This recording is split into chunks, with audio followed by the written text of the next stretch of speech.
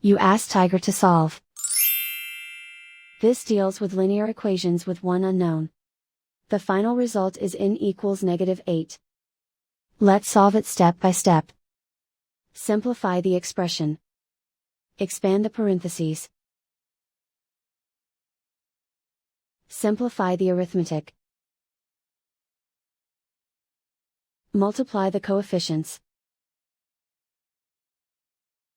Group all in terms on the left side of the equation. Subtract 10n from both sides. Group like terms.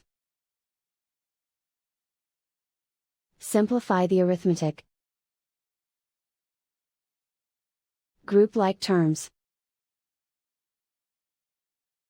Simplify the arithmetic.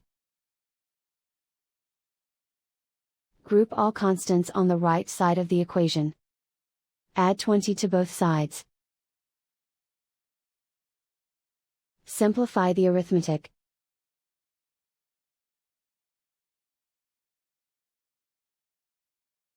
Isolate the n. Divide both sides by -3.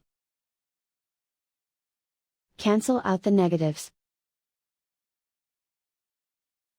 Simplify the fraction.